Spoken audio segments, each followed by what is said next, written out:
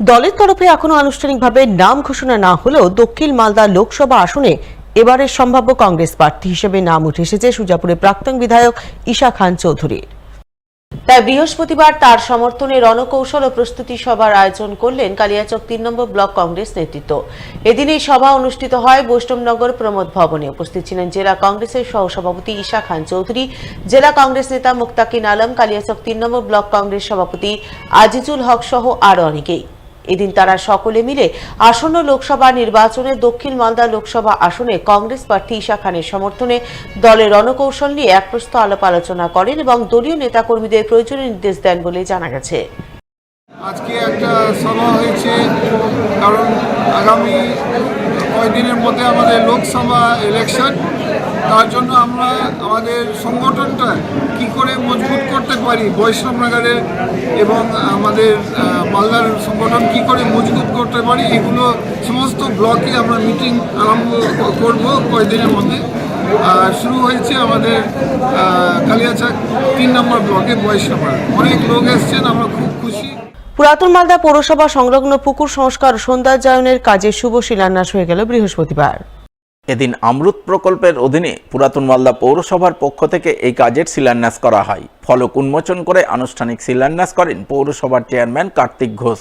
এছাড়া উপস্থিত ছিলেন পৌরসভার vice chairman Shafiqul Islam, councillor Priyanka Chowdhury Ganguly, Shatrughan Sinha Varma সহ আরও অনেকেই। পৌরসভার চেয়ারম্যান জানান, পৌরসভা সংলগ্ন কুরপুকুর সংস্কার ও সৌন্দর্যায়নের কাজ হবে। পুকুরের চারপাশ বাঁধিয়ে সর্বসাধারণের জন্য বসার ব্যবস্থা হবে। এজন্য অমৃত প্রকল্প থেকে প্রায় 1.5 কোটি টাকা বরাদ্দ হয়েছে। সেই বরাদ্দকৃত অর্থেই দ্রুত কাজ শুরু হবে। পুরাতন মালদা পৌরসভার ব্যবস্থাপনায় এবং আমাদের রাজ্যের মুখ্যমন্ত্রী সম্মানীয় মমতা বন্দ্যোপাধ্যায়ের অনুপ্রেরণায় আমাদের এই শহরের আমাদের যে অফিস আছে, মূল অফিস, সেই অফিসের পাশে দীর্ঘদিন ধরে একটা ওয়াটার বডি ছিল। সেই ওয়াটার বডিকে আমরা সৌন্দর্যায়ন করার জন্য আজকে তার ভিত্তি স্থাপন করলাম এবং এই প্রজেক্টটা আছে অমৃত 2 প্রজেক্ট। প্রায় 1.5 কোটি টাকা ব্যয়ে আমাদের যে ওয়াটার বডিটা, সেই ওয়াটার বডিটা সৌন্দর্যায়ন হবে এবং সেই ওয়াটার বডির 4 সাইডে বাঁধানো হবে এবং বাঁধানোর সঙ্গে সঙ্গে সেই জায়গাটা বসার জায়গা, আলোর জায়গা এবং বিভিন্ন সবুজায়ন থাকবে। তার সঙ্গে সঙ্গে ওয়াটার বডির যে মাঝখানে সেখানটায় একটা বোট থাকবে।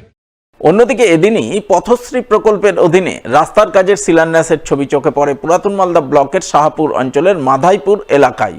মাধাইপুর থেকে পাথর মাধাইপুর পর্যন্ত 950 মিটার রাস্তার কাজের শিলান্যাস করেন পুরাতন মালদা ব্লকের বিডিও সেজুতি মাইতি পাল। এছাড়া উপস্থিত ছিলেন পঞ্চায়েত সমিতির 2 সদস্য রবীন দাস, রনি ঘোষ সহ অন্যান্যরা। বিডিও সাহেবা জানান, এই রাস্তাটি দীর্ঘদিন ধরেই বেহাল অবস্থায় ছিল। এলাকাবাসী দীর্ঘদিন থেকে রাস্তাটি পাকা করার দাবি জানিয়ে আসছিলেন। সেই দাবিকে মান্যতা দিয়েই আজ পথশ্রী প্রকল্পের অধীনে প্রায় 35 লক্ষ টাকা বরাদ্দে রাস্তার কাজের শিলান্যাস করা হলো। মাধাইপুর থেকে পাথর মাধাইপুর রাস্তা একটা 950 মিটার উদ্বোধন হলো আজকে পথশ্রীর রাস্তা। এই রাস্তাটা নিয়ে দীর্ঘদিনের একটা দাবি ছিল এবং এই রাস্তাটার ফলে গ্রামবাসীর উপকার হবে। খুব দ্রুত যাতে রাস্তাটা তাড়াতাড়ি শেষ হয়, সেজন্য আজকে এটা শিলান্যাস করা হলো।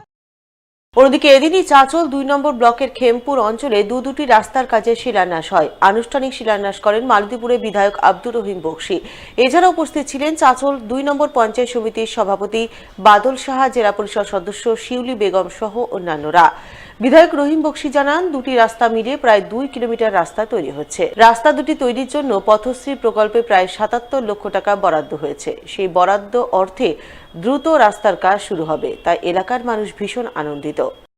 আজকে খেমপুর অঞ্চলের রেলগেট থেকে শুরু করে বিদ্যুৎ পর্যন্ত একটা রাস্তা মানুষের দাবি ছিল দীর্ঘদিনের, রাস্তাটাও খারাপ ছিল। এবার পঞ্চায়েত সমিতি পথশ্রী প্রকল্পের মধ্যে দিয়ে অর্ধেকটা রাস্তা, প্রায় 1.5 কিলোমিটার রাস্তা, আজকে তারা 63 লক্ষ টাকা ব্যয়ে এই রাস্তার শিলান্যাস করছেন। পঞ্চায়েত সমিতির পক্ষ থেকে আমরা উপস্থিত হয়েছি। গ্রামের মানুষের মধ্যে দারুণ উৎসাহ এবং আনন্দ দেখা যাচ্ছে এবং আমরাও খুব খুশি জনপ্রতিনিধি হিসাবে। এদিন মোথাবাড়ি বিধানসভার হামিদপুর গ্রাম পঞ্চায়েত এলাকায় দুটি প্রাথমিক বিদ্যালয়ে দুটি নতুন ভবন সহ একটি কমিউনিটি টয়লেট নির্মাণ কাজের শিলান্যাস চোখে পড়ে। ফিতে কেটে শিলান্যাস করেন মোথাবাড়ির বিধায়ক তথা রাজ্যের মন্ত্রী সাবিনা ইয়াসমিন। এছাড়া উপস্থিত ছিলেন জেলা পরিষদের পূর্ত কর্মাধ্যক্ষ ফিরোজ শেখ সহ অন্যান্যরা। মন্ত্রী সাবিনা ইয়াসমিন জানান, দুটি প্রাথমিক বিদ্যালয়ে দুটি ঘর সহ একটি কমিউনিটি টয়লেট তৈরি করা হবে। এজন্য উত্তরবঙ্গ উন্নয়ন দপ্তর থেকে প্রায় 48 লক্ষ টাকা বরাদ্দ করা হয়েছে। আজকে আমাদের বহু কাজের শিলান্যাস আছে, তার মধ্যে এই মুহূর্তে আমরা ইতিমধ্যে হামিদপুর অঞ্চলের দুটো স্কুলের, একটা চেট্রুটালা প্রাইমারি স্কুল, সেখানে 24 লক্ষ টাকার ব্যয়ে একটা শুভ সূচনা হলো স্কুল কনস্ট্রাকশন রুমের জন্য, এবং এই মুহূর্তে দাঁড়িয়ে আছে কমিউনিটি টয়লেটও আছে তার সঙ্গে। আর তার সাথে সাথে তফি প্রাইমারি স্কুল, এখানেও 24 লক্ষ টাকা জেলা পরিষদের ফান্ড থেকে অ্যালটমেন্ট হয়েছে। টোটাল 48 লক্ষ টাকা ব্যয়ে দুটো স্কুলের আমরা রুম পারপাসে এবং কমিউনিটি টয়লেট পারপাসে জেলা পরিষদ থেকে বরাদ্দ। ভোট ঘোষণার প্রাক্কালে বেআইনি আগ্নেয়াস্ত্র উদ্ধারে সাফল্য পেল মালদার বৈষ্ণবনগর থানার পুলিশ। বেআইনি আগ্নেয়াস্ত্র সহ পাকড়াও করল 2 দুষ্কৃতীকে। ধৃতদের মধ্যে একজন ভিন রাজ্যের বাসিন্দা।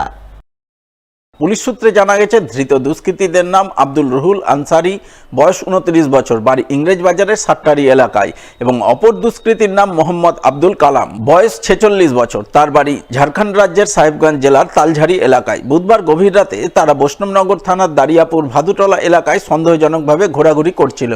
ওই সময় বিশেষ সূত্রে খবর পেয়ে বৈষ্ণবনগর থানার পুলিশ তাদের পাকড়াও করে। তল্লাশিতে ধৃতদের হেফাজত থেকে উদ্ধার হয় একটি 7mm পিস্তল, 2টি ম্যাগাজিন সহ 1 রাউন্ড কার্তুজ। তাই ধৃত দুষ্কৃতীরা কোথা থেকে আগ্নেয়াস্ত্র পেল, কি উদ্দেশ্যে তারা আগ্নেয়াস্ত্র নিয়ে ঘোরাঘুরি করছিল ইত্যাদি নানান প্রশ্নের উত্তর জানতে বৃহস্পতিবার ধৃত দুজনকেই 14 দিনের পুলিশি হেফাজতের আবেদন জানিয়ে পেশ করা হয় মালদা জেলা আদালতে।